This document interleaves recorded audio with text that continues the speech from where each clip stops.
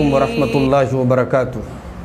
अल्हम्दुलिल्लाहि रब्बिल आलमीन वस्सलातु वस्सलामु अला सय्यिदिल अंबियाइ वल मुरसलीन व अला आलिहि व सहबिहि अजमईन व मन तबिअहुम बि इहसानिन इला यौमिद्दीन, अम्मा बाद। मोहतरम नाज़रीन, कुरान मजीद के 13वें पारे की तफसीर आपकी खिदमत में पेश की जा रही है। 13वें पारे की पहली आयत सूरह यूसुफ की आयत नंबर 53 है, 53। इस आयत में हज़रत यूसुफ की ज़ुबान से या ज़ुलेखा की ज़ुबान से, जो अज़ीज़ मिस्र की बीवी थी, उनकी ज़ुबान से एक बात कहलवाई गई, वमा उबर्रिउ नफ्सी इन्न नफ्स लअम्मारतुम बिस्सूइ इल्ला मा रहिम रब्बी। मैं अपने नफ्स को बरी नहीं करती। ज़्यादा इसकी राजे तफसीर ये कि ये ज़ुलेखा का कौल है। वमा उबर्रिउ नफ्सी, मैं अपने नफ्स को बेगुनाह नहीं कहती। इन्न नफ्स लअम्मारतुम बिस्सू, बेशक इंसान का जो नफ्स है वो बुराई पर उभारता है। इल्ला मा रहिम रब्बी, सिवाय उसके जिस पर अल्लाह तबारक व तआला अपना रहम करे। इन्न रब्बी गफ़ूरुर रहीम, बेशक मेरा रब माफ़ करने वाला, रहम करने वाला है। यहाँ एक बात याद रखें कि जो इंसान का जो नफ्स होता है उसकी 3 किस्में हैं कुरान के मुताबिक। एक तो वो नफ्स अम्मारा होता है जो यहाँ ज़िक्र किया गया, जो इंसान को बुराइयों पर उभारता है। और एक होता है नफ्स लव्वामा, जो किसी भलाई के फौत हो जाने पर इंसान को मलामत करता है। उसका ज़िक्र सूरह क़ियामा के अंदर है, वला उक़सिमु बिन्नफ्सिल लव्वामा। और तीसरा होता है नफ्स मुतमइन्ना, जिसको अल्लाह ताला के ज़िक्र पर, अल्लाह ताला के शुक्र पर और नेकी के कामों पर ही उसको इत्मीनान और सुकून मिलता है। उसका तज़किरा सूरह फ़ज्र के अंदर है, या अय्यतुहन नफ्सुल मुतमइन्ना। उसके बाद आयत नंबर 54 में ये ज़िक्र किया गया कि जब बादशाह को ये मालूम हुआ कि हज़रत यूसुफ अलैहिस्सलाम बिल्कुल बेगुनाह हैं और उनको झूठे इल्ज़ाम में जेल में डाला गया है, तो बादशाह ने कहा, वक़ाल अल-मलिकु उतूनी बिही अस्तख़लिसहु लिनफ़्सी फ़लम्मा कल्लमहु क़ाल इन्नकल यौम लदैना मकीनुन अमीन। जब बादशाह को हज़रत यूसुफ की ताबीर के बारे में पता लगा था कि उन्होंने ऐसी ख्वाब की ताबीर बताई जो पूरे मुल्क की मईशत को बाकी रखने के लिए वो ख्वाब बड़ा अहम था, तो उस वक्त बादशाह ने ये कहा था कि उनको बुला लाओ। लेकिन जब हज़रत यूसुफ अलैहिस्सलाम की बेदाग होने का और उनकी पाकदामनी का जब सबूत मिला, तो बादशाह ने कहा कि एतूनी बिही अस्तख़लिसहु लिनफ़्सी, उनको लेकर के आओ, मैं उनको अपना ख़ास आदमी बनाऊँगा। फ़लम्मा कल्लमहु, और जब हज़रत यूसुफ अलैहिस्सलाम से उसने बात की बादशाह ने, तो बातचीत से और जौहर खुले। इससे एक नुक्ता ये मालूम हुआ कि सलाहियत का अंदाज़ा इंटरव्यू से भी होता है। सिर्फ लिखने पढ़ने की सलाहियत से नहीं, इंटरव्यू भी लेना चाहिए। इंटरव्यू का जवाब यहाँ से मिला।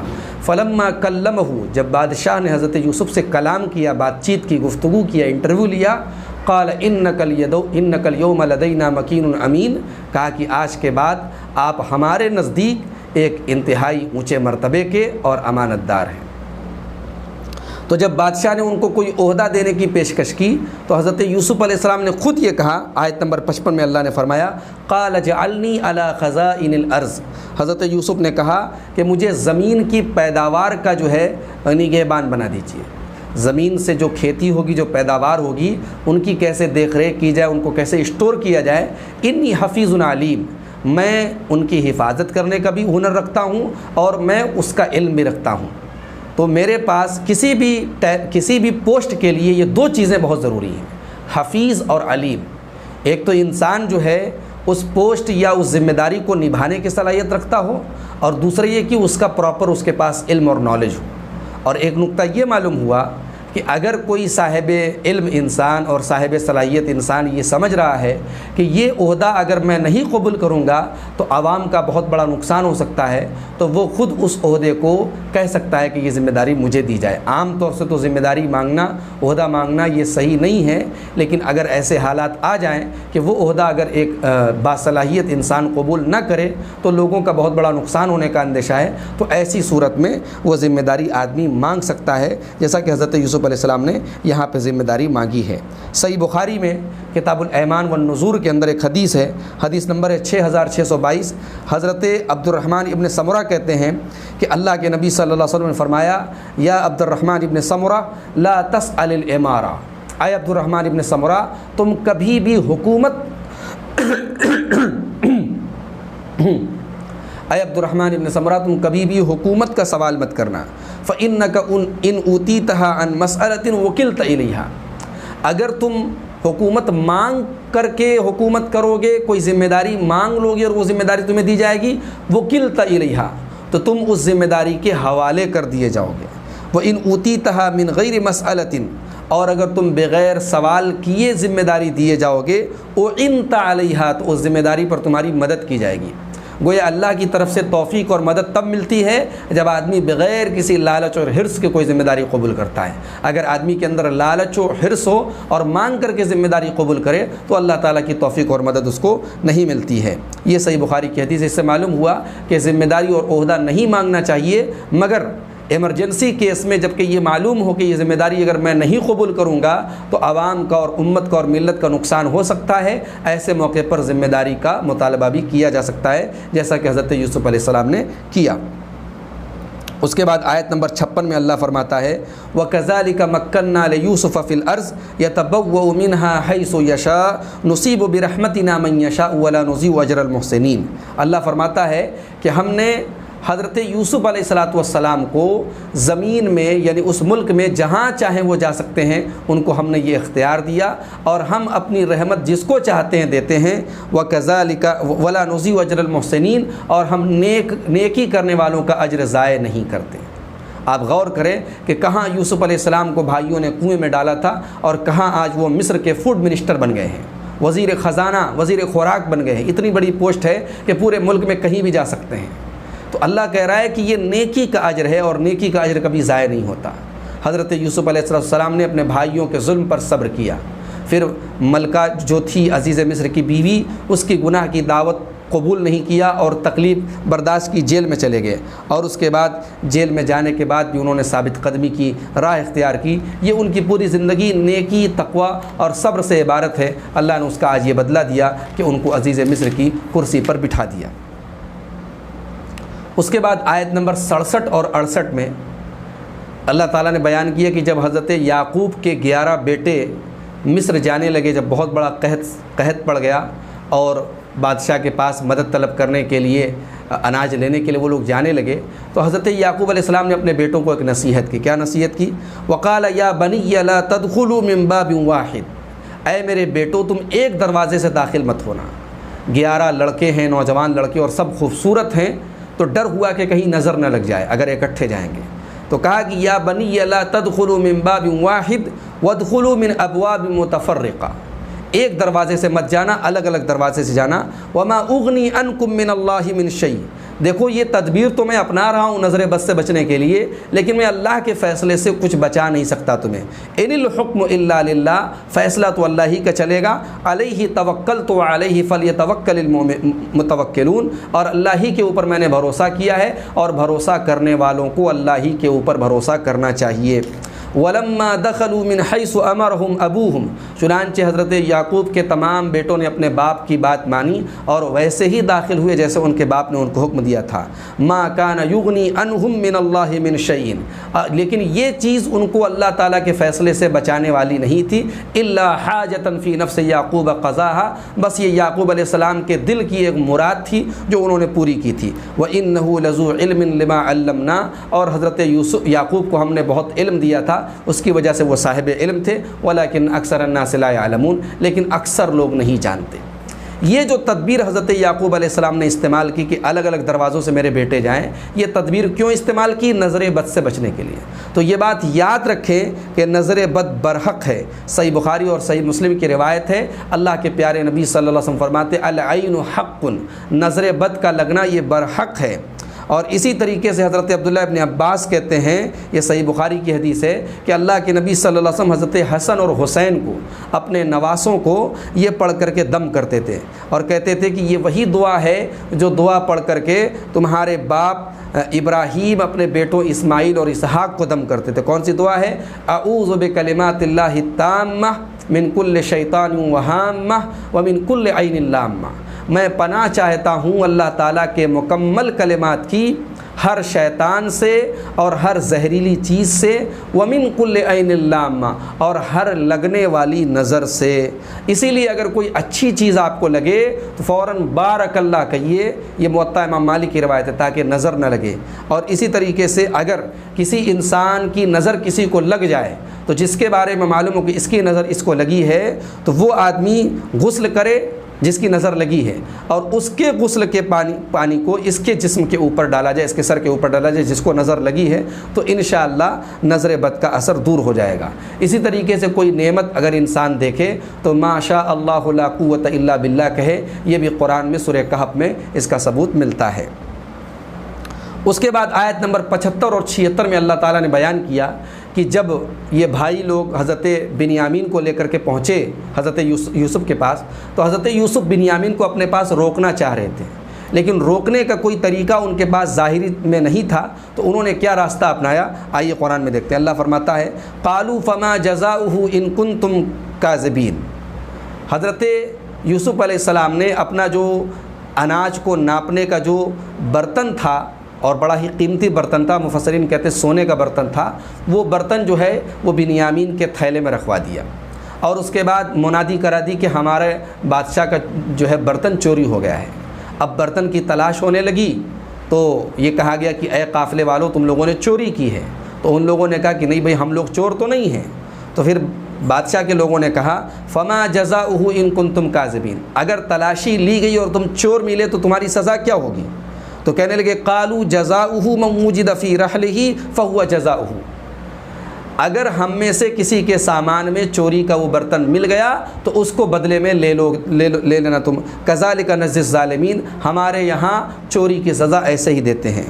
فبدأ بأوعیتہم قبل وعاء اخیہ، تو چنانچہ حضرت یوسف علیہ السلام نے سارے بھائیوں کی تلاشی پہلے لی اور بنیامین کی بالکل لاسٹ میں لی۔ ثم استخرجها من وعاء اخیہ، اور پھر حضرت بنیامین کے برتن میں کے جھولے میں سے وہ برتن نکالا گیا۔ کذالک کدنا لیوسف، اللہ تعالیٰ کہتا ہے کہ یہ تدبیر ہم نے حضرت یوسف کے دماغ میں ڈالی۔ ما کان لیأخذ اخاہ فی دین الملک، بادشاہ کے جو دین، بادشاہ کا جو مذہب تھا اور بادشاہ کا جو قانون تھا اس کے مطابق وہ اپنے بھائی کو روک نہیں سکتے تھے، الا ان یشاء اللہ، مگر اللہ تعالیٰ کی مشیت یہ تھی کہ اس طریقے سے وہ اپنے بھائی کو روک لیں۔ نرفع درجات من نشاء، ہم جس کا چاہتے ہیں مقام بلند کرتے ہیں۔ وفوق کل ذی علم علیم، اور ہر علم والے سے بڑا ایک علم والا ہے۔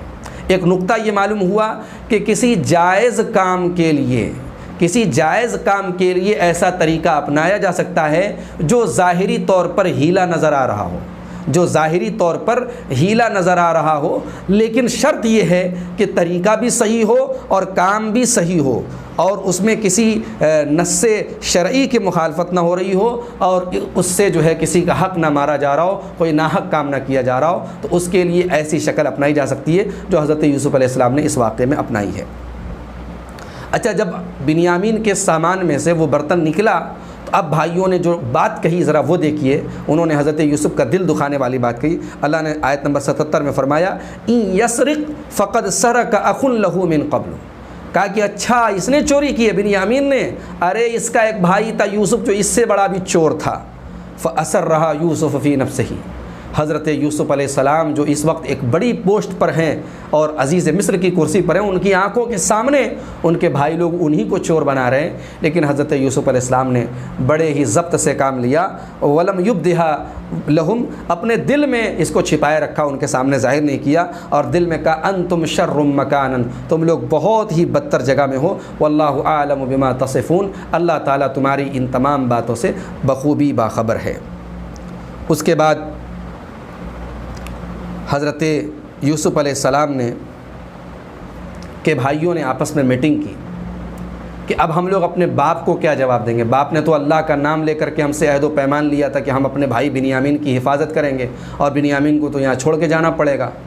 تو ان لوگوں نے آپس میں مشورہ کیا۔ آیت نمبر 81 سے لے کے 83 تک اللہ فرماتا ہے ارجعوا الی ابیکم، بڑے بھائی نے کہا کہ میں یہاں رک جاتا ہوں، تم لوگ جاؤ اور اپنے باپ سے کہو یا ابانا ان ابنک سرق، جا کے کہو کہ اے ابا جان آپ کے لاڈلے بیٹے نے چوری کی ہے۔ یہ نہیں کہا ہمارے بھائی نے چوری کی ہے، طنز کے طور پر کہا آپ کے بیٹے نے چوری کی ہے۔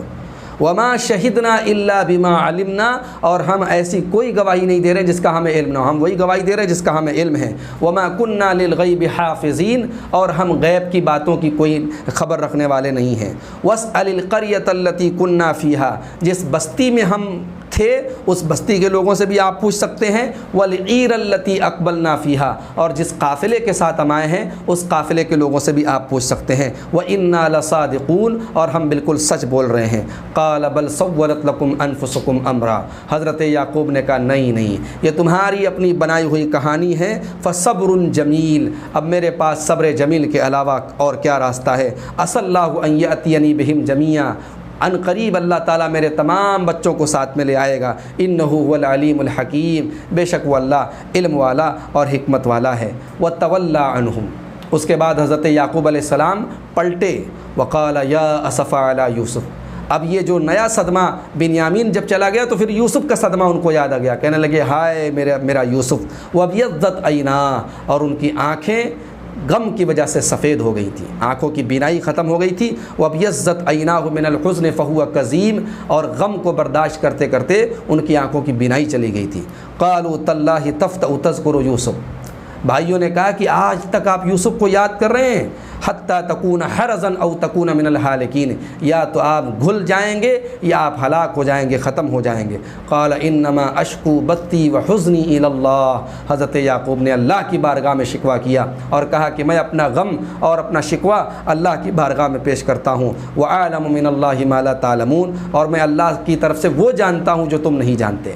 یا بنی اذهبوا فتحسسوا من یوسف واخیہ، میرے بچوں جاؤ اور یوسف کو بھی تلاش کرو اور یوسف کے بھائی کو بھی تلاش کرو۔ ولا تیأسوا من روح اللہ، اور اللہ کی رحمت سے مایوس نہ ہونا۔ انہ لا ییأس من روح اللہ الا القوم الکافرون، اللہ کی رحمت سے وہی لوگ مایوس ہوتے ہیں جو کافر ہوتے ہیں۔ معلوم یہ ہوا کہ آدمی اگر کبھی شکوہ کرے تو اللہ کی بارگاہ میں کرے، جو شکوہ سنتا ہے اور جو مصیبت دور کر سکتا ہے۔ اور یہ بھی معلوم ہوا اللہ کی رحمت سے کبھی مایوس نہیں ہونا چاہیے۔ اہل ایمان کی یہ نشانی نہیں کہ وہ اللہ کی رحمت سے مایوس ہوں۔ اس کے بعد جب یہ بھائی لوگ دوبارہ حضرت یوسف کے پاس پہنچے تو اب انہوں نے بڑی عاجزی کے ساتھ حضرت یوسف کے پاس آ کر کے کہا۔ آیت نمبر 88 میں اللہ کہتا ہے فلما دخلوا علیہ قالوا یا ایھا العزیز مسنا واہلنا الضر، کہنے لگے اے عزیز ہمیں اور ہمارے گھر والوں کے اوپر تکلیف آئی ہے۔ وجئنا ببضاعۃ مزجاۃ، اور ہم یہ حقیر سی پونجی آپ کے پاس لے کے آئے ہیں۔ فاوفی لنا الکیل، تو آپ ہمیں جو اناج دیں وہ پورا تول کر کے دیں۔ وتصدق علینا، اور آپ ہم پر خیرات کر دیجئے۔ ان اللہ یجزی المتصدقین، اللہ خیرات کرنے والوں کو اچھا بدلہ دیتا ہے۔ یوسف علیہ السلام کی آنکھیں بھر آئیں کہ آج ان کے بھائی ان کے سامنے آ کر کے ان سے خیرات مانگ رہے ہیں۔ قال هل علمتم ما فعلتم بیوسف واخیہ، کہا کہ تمہیں کچھ یاد ہے، کچھ معلوم ہے تم نے یوسف کے ساتھ اور یوسف کے بھائی کے ساتھ کیا کیا تھا؟ اذ انتم جاہلون، جب کہ تم جاہل تھے۔ حضرت یوسف علیہ السلام کا ضبط دیکھیے، ان کا حلم دیکھیے کہ اپنے بھائیوں کی حرکت کو جہالت کا سبب قرار دیا، بھائیوں کو ڈائریکٹ ذمہ دار نہیں قرار دیا۔ کہا جب تم لوگ جاہل تھے اور جہالت کی وجہ سے تم نے اپنے بھائی یوسف کے ساتھ اور ان کے بھائی بنیامین کے ساتھ جو ظلم کیا تھا تمہیں یاد ہے؟ قالوا اِنَّكَ لَأَنْتَ یوسف، بھائیوں نے کہا کہ کہیں آپ یوسف ہی تو نہیں ہیں؟ قال انا یوسف، کہا کہ ہاں میں یوسف ہوں۔ وہذا اخی، اور یہ میرا بھائی بنیامین ہے۔ قد من اللہ علینا، اور اللہ نے ہم پر بڑا احسان کیا۔ انہ من یتقی ویصبر فانہ لا یضیع اجر المحسنین، جو تقوی کیا راستہ اختیار کرے اور صبر کرے تو اللہ ایسے نیک لوگوں کا اجر کبھی ضائع نہیں کرتا۔ محترم ناظرین، پوری سورہ یوسف کا خلاصہ اس آیت کے اس ایک ٹکڑے میں آ گیا۔ انہ من یتقی ویصبر، جو تقوی کا راستہ اختیار کرے اور صبر کا راستہ اختیار کرے، فانہ لا یضیع اجر المحسنین، تو اللہ نیکی کرنے والوں کا اجر ضائع نہیں کرتا۔ حضرت یوسف کی پوری زندگی تقوی اور صبر کا نام ہے، اور اللہ تعالیٰ نے ان دو چیزوں کا بدلہ بتاتے ہوئے کہا کہ ہم اس کو کبھی ضائع نہیں کرتے۔ حضرت یوسف کے بھائیوں نے کہا قالوا تاللہ لقد آثرک اللہ علینا، اللہ کی قسم اللہ تعالیٰ نے آپ کو ہم پر ترجیح دی ہے۔ وَإِن كُنَّا لَخَاطِئِينَ، اور بے شک ہم سے غلطی ہوئی ہے۔ قال لا تثریب علیکم اليوم، حضرت یوسف نے کہا کہ جاؤ، آج یوسف تم سے کوئی بدلہ نہیں لے گا، کوئی سرزنش نہیں، کوئی انتقام نہیں، یغفر اللہ لکم، جاؤ اللہ تعالیٰ آپ سب کو معاف کرے، وہو ارحم الراحمین، اور اللہ بڑا ہی رحم کرنے والا ہے۔ اذهبوا بقمیصی ھذا، جاؤ میرا یہ کرتا لے کر کے جاؤ، فالقوه علی وجه ابی، اور میرے والد حضرت یعقوب کے چہرے پر اس کو ڈال دو، یاتی بصیرا، ان کی بینائی لوٹ آئے گی، واتونی باہلکم اجمعین، اور تمام گھر والوں کو لے کر کے میرے پاس آؤ۔ ولما فصلت العیر، اور جب یہ قافلہ یہاں سے جدا ہوا، قال ابوہم، تو وہاں دور کنعان میں گاؤں میں بیٹھے حضرت یعقوب نے کہا، انی لاجد ریح یوسف لولا ان تفندون، اگر تم لوگ یہ نہ کہو کہ میں بہک گیا ہوں تو مجھے یوسف کی خوشبو آ رہی ہے۔ قالوا تاللہ انک لفی ضلالک القدیم، تو بیٹوں نے کہا کہ آپ تو ابھی تک اسی بکواس میں مبتلا ہیں اور اسی غلط فہمی میں مبتلا ہیں، آج تک آپ کو لگتا ہے کہ یوسف آ جائے گا۔ فلما ان جاء البشیر، جب مبارکباد دینے والا اور بشارت لانے والا جب پہنچا ہے، القاہ علی وجہی، اور وہ کرتا حضرت یوسف کا باپ کے چہرے پر ڈالا ہے، فرتد بصیرا، تو ان کی آنکھوں کی بینائی لوٹ آئی۔ قال الم اقل لکم انی اعلم من اللہ ما لا تعلمون، تو کہنے لگے کیا میں نے نہیں کہا تھا کہا کہ کیا میں نے نہیں کہا تھا میں اللہ کی طرف سے وہ جانتا ہوں جو تم نہیں جانتے۔ قالوا یا ابا نستغفر لنا ذنوبنا، انہوں نے کہا ابا جان، بیٹوں نے کہا ابا جان ہمارے گناہوں کی مغفرت اللہ سے مانگ لیجئے، انا کنا خاطئین، بے شک ہم سے خطا ہو گئی، غلطی ہو گئی۔ قال سوف استغفر لکم ربی انہ هو الغفور الرحیم، حضرت یعقوب نے کہا ان قریب میں اپنے رب سے تم لوگوں کے لیے استغفار کروں گا، بے شک میرا رب بڑا معاف کرنے والا، بخشنے والا ہے۔ اس کے بعد یہ تمام بھائی اور باپ اور ماں، جب یہ سارے کے سارے لوگ حضرت یوسف کے پاس پہنچے مصر میں، تو وہاں پہنچتے ہی سارے کے سارے لوگ حضرت یوسف کے آگے سجدہ تعظیمی میں گر گئے۔ اس شریعت میں سجدہ تعظیمی جائز تھا، ہماری شریعت میں سجدہ تعظیمی بھی حرام ہے اور سجدہ عبادت بھی اللہ کے علاوہ کسی کے لیے حرام ہے۔ اللہ کے علاوہ کسی کی تعظیم کے لیے بھی اور عبادت کے لیے بھی سجدہ کرنا ہماری شریعت میں حرام ہے۔ اللہ نے فرمایا وَأَنَّ الْمَسَاجِدَ لِلَّهِ فَلَا تَدْعُوا مَعَ اللَّهِ أَحَدًا، اللہ ہی کے لیے سجدہ کرنا جائز ہے، کسی اور کے لیے سجدہ کرنا جائز نہیں ہے۔ لیکن یہاں حضرت یوسف کی شریعت میں جائز تھا۔ جب تمام لوگ سجدے میں گر گئے تو حضرت یوسف نے کہا یا ابت ھذا تأویل رؤیای من قبل، ابا جان یہ میرے اسی خواب کی تعبیر ہے جو میں نے بہت پہلے دیکھا تھا، قد جعلها ربی حقا، آج اس خواب کی کو اللہ تعالیٰ نے پورا کر دکھایا۔ وقد احسن بی اذ اخرجنی من السجن، اور اللہ نے میرے اوپر احسان کیا، اس نے مجھے قید خانے سے نکالا۔ وجاء بکم من البدو، اور آپ لوگوں کو دیہات سے یہاں لے کر کے آیا۔ من بعد ان نزغ الشیطان بینی و بین اخوتی، شیطان نے میرے اور میرے بھائیوں کے درمیان پھوٹ ڈال دی تھی، اس کے بعد اللہ نے یہ احسان کیا۔ گویا بھائیوں کی ساری کرتوت کو حضرت یوسف علیہ السلام کا صبر دیکھیے، ان کا ضبط دیکھیے، انہوں نے ساری کرتوت کو شیطان کے سر پہ ڈال دیا اور بھائیوں کے دامن کو بچا لیا۔ ان ربی لطیف لما یشاء، بے شک میرا رب جس کام کو چاہتا ہے بڑی آسانی سے کر لیتا ہے۔ انہ هو العلیم الحکیم، بے شک وہ ہر چیز کا علم رکھنے والا اور حکمت رکھنے والا ہے۔ اس طریقے سے محترم ناظرین حضرت یوسف علیہ السلام کا یہ بہترین واقعہ اس سورہ کریمہ کے اندر مکمل ہوا۔ اس کے بعد آیت نمبر 106 میں اللہ نے فرمایا وَمَا يُؤْمِنُ أَكْثَرُهُمْ بِاللَّهِ إِلَّا وَهُمْ مُشْرِكُونَ، بہت سارے لوگ بلکہ اکثر لوگ اللہ پر ایمان رکھنے کے باوجود شرک کرتے ہیں۔ بہت سارے لوگ اس غلط فہمی میں مبتلا ہیں کہ بھئی مسلمان کیسے شرک کر سکتا ہے، مسلمان تو لا الہ الا اللہ پڑھتا ہے۔ جی نہیں، اللہ قرآن میں کہہ رہا ہے سورہ یوسف کی آیت نمبر 106 میں وَمَا يُؤْمِنُ أَكْثَرُهُمْ بِاللَّهِ إِلَّا وَهُمْ مُشْرِكُونَ، اکثر لوگ اللہ کے اوپر ایمان رکھنے کے باوجود شرک کرتے ہیں۔ اسی لیے اللہ کے نبی صلی اللہ علیہ وسلم ترمذی کتاب الفتن کی ایک صحیح حدیث میں فرماتے ہیں لا تقوم الساعة حتى تلحق قبائل من امتی بالمشرکین، قیامت اس وقت تک نہیں آئے گی جب تک میری امت کے کچھ لوگ مشرکوں کے ساتھ مل نہیں جائیں گے۔ اس کے بعد سورہ رات شروع ہوتی ہے۔ سورہ رات کی آیت نمبر 2 میں اللہ نے فرمایا اللہ الذی رفع السماوات بغیر عمد ترونها ثم استوى علی العرش، اللہ ہی ہے جس نے آسمانوں کو بغیر ستون کے بلند کیا، ثم استوى علی العرش، پھر وہ اپنے عرش پر مستوی ہوا، وسخر الشمس والقمر، اور اس نے سورج اور چاند کو مسخر کیا، کل یجری لاجل مسمى، ہر ایک اپنے قاعدے اور قانون کے مطابق چل رہا ہے. یدبر الامر یفصل الآیات لعلکم بلقاء ربکم توقنون. وہی تمام معاملات کی تدبیر کر رہا ہے اور وہ کھلی نشانیاں اپنی بیان کر رہا ہے تاکہ تم اپنے رب کی ملاقات پر یقین رکھو. محترم ناظرین، اس آیت میں کئی باتیں معلوم ہوئیں. ایک بات تو آسمان کو بغیر ستون کے بنایا. زمین کی جو گریوٹی ہے، زمین کی جو قوت کشش ہے، یہی آسمان کے لیے ستون ہے، ورنہ آسمان کے لیے کوئی ستون نہیں ہے. اور اللہ تبارک و تعالیٰ اپنے عرش پر مستوی ہے جیسا اس کی شان کے لائق ہے. یہ بھی اس آیت کریمہ سے معلوم ہوا. اور یہ بھی معلوم ہوا کہ کائنات کی ہر چیز ایک قانون کے مطابق چل رہی ہے، اور جب قانون کے مطابق چل رہی ہے تو اس قانون کا کوئی مقنن بھی ہونا چاہیے. لہٰذا یہ آیت توحید کے اوپر بھی دلالت کرتی ہے، توحید کی دلیل ہے. اس کے بعد آیت نمبر 8 میں یہ فرمایا گیا سورہ رات کی، اللہ یعلم ما تحمل کل انثی. اللہ تعالیٰ جانتا ہے ہر مادہ کے بارے میں کہ ہر مادہ اپنے پیٹ میں کیا رکھتی ہے، چاہے وہ انسانی عورت ہو یا اور جانوروں اور حیوانات میں جو مادہ ہوتی ہے اس کے رحم میں کیا ہے یہ اللہ کو معلوم ہے. وما تغیض الارحام وما تزداد. اور رحم جو سکڑتے ہیں اور جو پھیلتے ہیں، حمل کے اندر جو بچہ ہوتا ہے اس کے حساب سے رحم سکڑتا اور پھیلتا ہے، اس کا بھی صحیح علم اللہ کو ہے.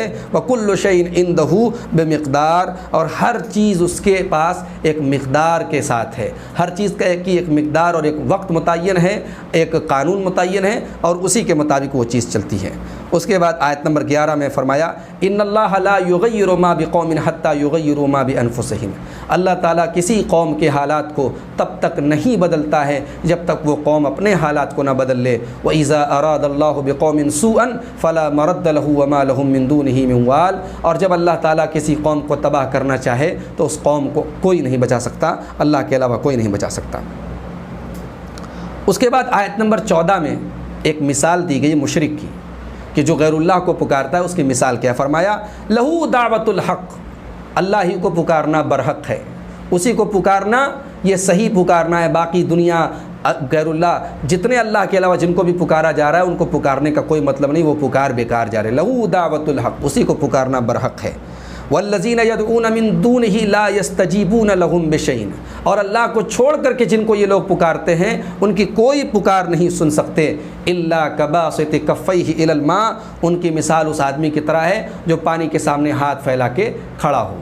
پانی کے سامنے ہاتھ پھیلا کے کھڑے رہنے سے ہماری پیاس نہیں بجھے گی جب تک پانی کو ہم لے کر کے اپنے منہ میں لے کر کے چلو میں لے کر کے نہیں جائیں گے. پانی کے سامنے ہاتھ ہم 24 گھنٹے پھیلا کر کے کھڑے رہے، پانی ہمارے منہ تک پہنچنے والا نہیں. اللہ نے کہا کہ بس ایسے ہی ان کی مثال ہے. غیر اللہ کے در پہ جو مانگ رہے ہیں وہ نہ ان کی مدد کر سکتے ہیں، نہ وہ سنتے ہیں، نہ ان کی دعا قبول کر سکتے ہیں. یہ بیچارے وہاں جا کر کے پریشان ہو رہے ہیں. تو فرمایا الا کباسط کفیہ الی الماء. جیسے پانی کے پاس کوئی اپنے ہاتھ کو پھیلا کر کے کھڑا ہو، لیبلغ فاہ، تاکہ پانی اس کے منہ تک پہنچ جائے. وما ہوا ببالغہ، لیکن پانی اس کے منہ تک پہنچنے والا نہیں ہے. وما دعاء الکافرین الا فی ضلال. اور کافروں کی تمام جو دعائیں ہیں وہ صرف برباد ہو رہی ہیں، بیکار ہو رہی ہیں، بکھر رہی ہیں.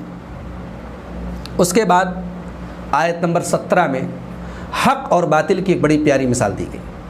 بہت غور سے سنیے، بہت پیاری مثال اللہ دے رہا ہے. فرمایا انزل من السماء ماء. اللہ نے آسمان سے بارش نازل کی. فسالت اودیۃ بقدرہا. اور جب بارش نازل ہوئی تو بہت ساری وادیوں میں پانی بہہ پڑا، وادیاں بہنے لگیں، سیلاب کا پانی بہنے لگا. فاحتمل السیل زبدا رابیا. اور اس سیلاب کے پانی کے اوپر ایک جھاگ تھا، جو اوپر جھاگ تھا. ومما یوقدون علیہ فی النار ابتغاء حلیۃ او متاع. اسی طریقے سے جو یہ لوگ آگ جلا کے اس پہ زیورات کو یا سامان وغیرہ کو تپاتے ہیں تو اس کے اوپر بھی زبد مثلہ، ویسا ہی جھاگ نکلتا ہے. جو دھات وغیرہ کو، زیور وغیرہ کو جب آگ میں یہ تپاتے ہیں تو اس کے اوپر بھی جھاگ نکلتا ہے، جیسے پانی کے اوپر جھاگ نکلتا ہے. کذالک یضرب اللہ الحق والباطل. اللہ تعالیٰ مثال بیان کر رہا ہے کہ حق اور باطل کی مثال اسی طرح ہے. فاما الزبد فیذهب جفاء. جو جھاگ ہوتا ہے وہ یوں ہی بیکار چلا جاتا ہے. واما ما ينفع الناس فيمكث في الارض. لوگوں کو جو چیز فائدہ پہنچاتی ہے وہ زمین کے اندر ٹھہری ہوتی ہے.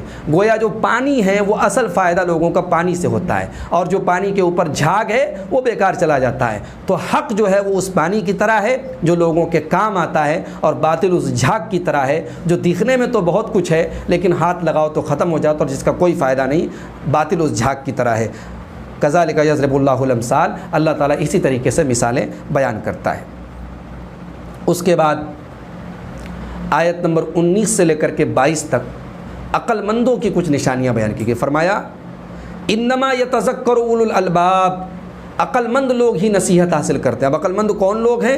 अल्लज़ीना यूफ़ून बिअहदिल्लाह, उनकी पहली निशानी वो अल्लाह से जो अहद करते हैं वो उस अहद को पूरा करते हैं। वला यनक़ुज़ून अल-मीसाक़, अल्लाह से वादा करने के बाद वो वादा तोड़ते नहीं हैं। दूसरी निशानी वल्लज़ीना यसिलूना मा अमरल्लाहु बिही अन यूसल, जिस चीज़ को अल्लाह ने जोड़ने का हुक्म दिया है उसको जोड़ते हैं। जैसे रिश्तेदारी को अल्लाह ने जोड़ने का हुक्म दिया है, किसी से वादा करने के बाद वादा को जोड़ने का अल्लाह ने हुक्म दिया है, तो अल्लाह ने जिस चीज़ को जोड़ने का हुक्म दिया उसको जोड़ करके रखते हैं। व यख़शौन रब्बहुम, और अपने रब से डरते हैं। व यख़ाफ़ून सूअल हिसाब, और बुरे हिसाब से डरते हैं, क़यामत के दिन उनका हिसाब बुरा हो जाए इससे डरते हैं। वल्लज़ीना सबरू इब्तिग़ाअ वजहि रब्बिहिम, और जो लोग अपने रब को राज़ी करने के लिए सब्र करते हैं।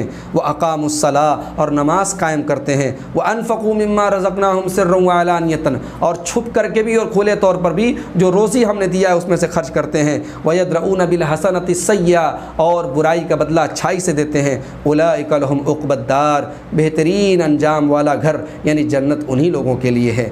अल्लाह ताला ने इस तरीके से अक्लमंदों की ये अहम निशानियाँ बयान की हैं। उसके बाद सूरह इब्राहीम शुरू होती है। सूरह इब्राहीम की आयत नंबर 3 में अल्लाह ताला ने काफिरों की 3 अलामत और काफिरों की 3 निशानियाँ बताई। अल्लाह ने फरमाया अल्लज़ीना यस्तहिब्बूनल हयातद दुनिया अलल आखिरा, उनकी पहली निशानी कि वो दुनिया की ज़िंदगी को आखिरत के ऊपर तरजीह देते हैं। दूसरी निशानी व यसुद्दून अन सबीलिल्लाह, वो अल्लाह के रास्ते से लोगों को रोकते हैं। तीसरी निशानी व यबगूनहा इवजा, अल्लाह के रास्ते में कजी तलाश करते हैं। अल्लाह के सीधे साधे रास्ते को कबूल करने के बजाय उसमें कजी तलाश करते हैं। उलाइका फ़ी ज़लालिम बईद, ये लोग खुले तौर पर गुमराही में मुब्तला हैं। उसके बाद आयत नंबर 22 में सूरह इब्राहीम की अल्लाह ताला ने शैतान की एक तकरीर बयान की है जो शैतान जहन्नम में करेगा। क्या है वो तकरीर? वक़ाल अश-शैतानु लम्मा क़ुज़ियल अम्र, और जब फ़ैसला कर दिया जाएगा तो शैतान कहेगा इन्नल्लाह वअदकुम वअदल हक़, अल्लाह ने तुमसे सच्चा वादा किया था। व वअदतुकुम, और मैंने भी तुमसे वादा किया था। फ़अख़लफ़्तुकुम, लेकिन मैंने अपने वादे से मैं मुकर गया। वमा कान ली अलैकुम मिन सुल्तान, और मेरे लिए तुम्हारे ऊपर कोई ज़ोर ज़बरदस्ती नहीं थी। मैंने तुम पर कोई ज़ोर ज़बरदस्ती नहीं डाली थी कि तुम ये काम करो ही। मैंने बहकाया था, फुसलाया था, मैंने कोई ज़ोर ज़बरदस्ती नहीं की थी। इल्ला अन दअउतुकुम फस्तजबतुम ली, मैंने तुमको दावत दी और तुमने मेरी दावत कबूल कर ली। फ़ला तलूमूनी, लिहाजा आज मुझे बुरा भला मत कहो। वलूमू अनफुसकुम, बुरा भला कहना है तो अपने आप को कहो। मा अना बिमुस्रिखकुम, आज मैं अगर चिल्लाऊँगा तो तुम मेरी फ़रियाद नहीं सुन सकते, और तुम अगर चिल्लाओगे तो मैं तुम्हारी फ़रियाद नहीं सुन सकता। मा अना बिमुस्रिखकुम व मा अंत बिमुस्रिखिया इन्नी कफ़रतु बिमा अशरक्तुमूनी, तुमने मुझे अल्लाह के साथ शरीक किया, मैं इसका इनकार करता हूँ। मिन क़ब्लु इन्नज़्ज़ालिमीन लहुम अज़ाबुन अलीम, बेशक ज़ालिमों के लिए दर्दनाक अज़ाब है। तो इस तरीके से शैतान लोगों को आज तक फुसला रहा है, बहका रहा है, क़यामत तक बहकाएगा, लेकिन जहन्नम में मुकर जाएगा और लोगों से कहेगा तुम अपने आप को मलामत करो, मैं उसका ज़िम्मेदार नहीं हूँ। उसके बाद आयत नंबर 16 और 17 में अल्लाह ताला ने जहन्नम का एक नक्शा खींचा। फरमाया मिन वराइही जहन्नम वयुस्क़ा मिन माइन सदीद, जहन्नम में जहन्नमियों को पीप और मवाद पिलाई जाएगी। यतजर्रउहु, और उस पीप और मवाद को वो घूंट घूंट करके ड्रॉप करके पीने की कोशिश करेगा। वला यकादु युसीगुहु, लेकिन मुश्किल से उसको हलक के नीचे नहीं उतार पाएगा। वयातीहिल मौत मिन कुल्ल मकान, और मौत उसके पास हर तरफ से आएगी। वमा हुआ बिमय्यित, लेकिन वो मरेगा नहीं। व मिन वराइही अज़ाबुन गलीज़, और उसके बाद फिर एक और सख्त और दर्दनाक अज़ाब उसके सामने होगा। उसके बाद आयत नंबर 35, 36 और 37 में हज़रत इब्राहीम अलैहिस्सलातु वस्सलाम की एक बड़ी ही जामे दुआ अल्लाह ताला ने नक़ल की। हज़रत इब्राहीम दुआ करते हैं व इज़ क़ाल इब्राहीम रब्बिजअल हाज़ल बलद आमिना, ऐ परवरदिगार اس شہر مکہ کو تو امن والا شہر بنا دے، وجنبنی و بنی ان نعبد الاصنام، اور مجھے اور میری اولاد کو بتوں کی عبادت سے بچا۔ رب انہن اضللن کثیرا، اے اللہ ان بتوں کی وجہ سے بہت سارے لوگ گمراہ ہو گئے۔ فمن تبعنی فانہ منی، تو جو میری پیروی کرے وہ میرا ماننے والا ہے۔ ومن عصانی فانک غفور الرحیم، اور جو میری نافرمانی کرے تو اے اللہ تو معاف کرنے والا بخشنے والا ہے۔ ربنا انی اسکنت من ذریتی بواد غیر ذی زرع عند بیتک المحرم ربنا لیقیموا الصلاۃ، پروردگار میں نے اپنے بال بچوں کو اس بے آب و گیا سرزمین میں اس لیے آباد کیا ہے تاکہ یہ آگے چل کر کے یہاں نماز قائم کریں۔ فجعل افئدۃ من الناس تہوی الیہم، پروردگار تو لوگوں کے دلوں کو ان کی طرف مائل کر دے۔ وارزقہم من الثمرات، اور ان کو پھلوں کی روزی عطا فرما۔ لعلہم یشکرون، تاکہ یہ تیرا شکر ادا کریں۔ تو حضرت ابراہیم علیہ السلام نے جتنی دعائیں یہاں پر کی ہیں ساری دعائیں الحمدللہ اللہ نے آپ کی قبول کی، مکہ کو امن والا شہر بھی بنایا، اور اللہ تعالیٰ نے ان کے اولاد میں ان کی اولاد میں ایسے پیغمبر آئے جو دنیا کے جلیل القدر پیغمبر اللہ کے آئے، جو دنیا کے لیے آئیڈیل اور مثالی بنے۔ بلکہ حضرت ابراہیم علیہ السلام کے بعد جتنے پیغمبر آئے وہ انہی کی اولاد میں سے آئے۔ سارے پیغمبر حضرت یعقوب کی، حضرت اسحاق کی نسل سے آئے، اور ہمارے پیارے نبی اور آخری نبی جناب محمد رسول اللہ صلی اللہ علیہ وسلم حضرت اسماعیل کی نسل سے آئے۔ تو اس طریقے سے اللہ تعالیٰ نے ان کی تمام دعا کو بھی قبول کیا، اور اس شہر مکہ کو امن والا بھی بنایا، اور وہاں لوگوں کے دلوں کو کھینچنے کا ایک مرکز بنا دیا، لوگوں کی کشش کا ایک مرکز بنا دیا۔ آج سارے اہل ایمان کی یہ تمنا اور آرزو ہوتی ہے کہ زندگی میں کم سے کم ایک بار اس شہر میں جائیں اور اللہ کے گھر کا طواف کریں۔ اللہ تعالی ہم سب کو اس کی توفیق عطا فرمائے۔ اللہ سے دعا ہے رب العالمین ہمیں قرآن کریم کو غور سے پڑھنے کی، سمجھنے کی اور عمل کرنے کی توفیق عطا فرمائے، آمین۔ وآخر دعوانا ان الحمد للہ رب العالمین، والسلام علیکم ورحمۃ اللہ وبرکاتہ۔